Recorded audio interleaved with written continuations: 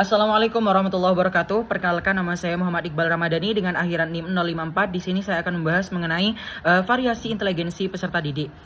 Teman-teman, setiap peserta didik itu unik, baik dari cara berpikirnya, belajar, maupun menanggapi pelajaran. Maka dari itu penting bagi kita sebagai calon guru untuk memahami perbedaan-perbedaan ini agar bisa merancang pembelajaran yang inklusif dan efektif. Kita perlu tahu dulu, apa itu kecerdasan? Menurut ahli psikolog seperti Robert Sternberg, beliau berpendapat bahwa kecerdasan itu adalah kemampuan seseorang untuk belajar, beradaptasi, dan memecahkan masalah dari pengalaman hidup. Artinya, kecerdasan bukan hanya soal nilai ujian, tapi bagaimana seseorang menghadapi hidupnya sehari-hari. Salah satu cara untuk mengukur kecerdasan adalah dengan tes Stanford Binet yang mengukur aspek verbal, visual, dan memori seseorang. Tes ini sering digunakan untuk anak-anak, terutama dalam setting psikologi pendidikan. Selain Stanford Binet, ada juga tes Wechsler. Tes ini lebih komprehensif karena mengukur berbagai aspek kognitif seperti memori kerja, pemahaman verbal, logika visual, dan kecerdasan memproses informasi.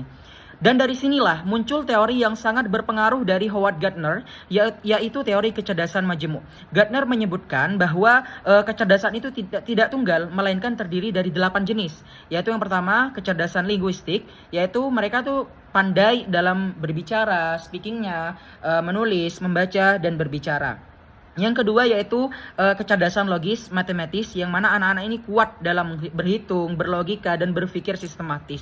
Yang ketiga yaitu kecerdasan visual spasial. Anak-anak ini biasanya bisa membayangkan bentuk, gambar, atau arah. Keempat yaitu kecerdasan kinestetik, yang mana anak-anak ini unggul dalam gerakan tubuh seperti atlet dan penari. Yang kelima yaitu kecerdasan musikal, yang mana anak-anak ini peka terhadap irama dan nada suara. Yang keenam yaitu kecerdasan interpersonal, yang mana anak-anak ini pandai berinteraksi, memahami emosi orang lain. Dan yang ketujuh, kecerdasan intrapersonal, yang mana anak-anak ini paham diri sendiri, reflektif, yang punya kesadaran dirinya tinggi. Yang terakhir, yang kedelapan, yaitu kecerdasan naturalis, yang mana anak-anak ini mampu mengenali alam, tumbuhan, dan hewan.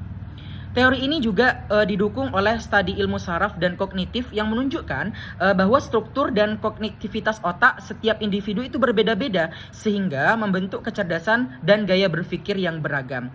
Meskipun tes IQ masih digunakan luas, banyak kontroversi yang muncul. Labelisasi peserta didik berdasar IQ itu bisa membatasi potensi mereka. Tes ini juga sering mengukur kreativitas atau kecerdasan emosional, dan seringkali hasilnya dipengaruhi oleh lingkungan serta budaya. Sebuah penelitian oleh Quiles Roberts dan timnya mencoba melihat lebih jauh hubungan antara IQ, memori jangka pendek, dan kebiasaan belajar sebagai prediktor prestasi akademik siswa sekolah dasar. Tujuan penelitian ini adalah untuk menilai sejauh mana sih IQ, memori jangka pendek, dan kebiasaan belajar berkontribusi untuk mengeksplorasi kemampuan anak-anak ini. Kemudian variabel yang teliti terdiri dari 3, yaitu yang pertama IQ, kedua memori jangka pendek, dan yang ketiga kebiasaan belajar, yang mana diukur melalui kuesioner SHTQ. Penelitian ini dilakukan pada 74 siswa sekolah dasar di Aragon, Spanyol, yang mana menggunakan pendekatan kuantitatif melalui analisis regresi linier berganda dan korelasi antar variabel. Hasilnya menunjukkan bahwa IQ dan kebiasaan belajar mampu memprediksi 56% sampai 59% prestasi akademik siswa. Sementara itu, memori jangka pendek ternyata kurang signifikan sebagai prediktor. Kesimpulannya adalah IQ dan kebiasaan belajar merupakan faktor penting dalam keberhasilan akademik, dan karena itulah intervensi pendidikan perlu difokuskan untuk memperkuat kedua aspek ini secara simultan. Ada beberapa implikasi edukatif. Pertama, strategi pembelajaran harus mencangkup faktor kognitif dan non-kognitif.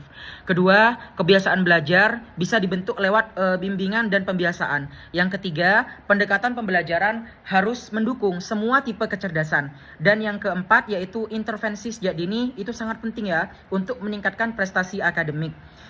Disinilah peran guru itu menjadi sangat penting, teman-teman, karena guru itu harus mampu mengenali kecerdasan setiap anak-anak, setiap peserta didiknya, yang mana untuk bisa menyusun metode pembelajaran yang fleksibel dan adaptif untuk semua siswanya yang memiliki 8 jenis kecerdasan ini, dan bisa menjadi fasilitator yang mendukung keberagaman anak-anaknya yang ada di dalam kelas. Terima kasih atas perhatiannya.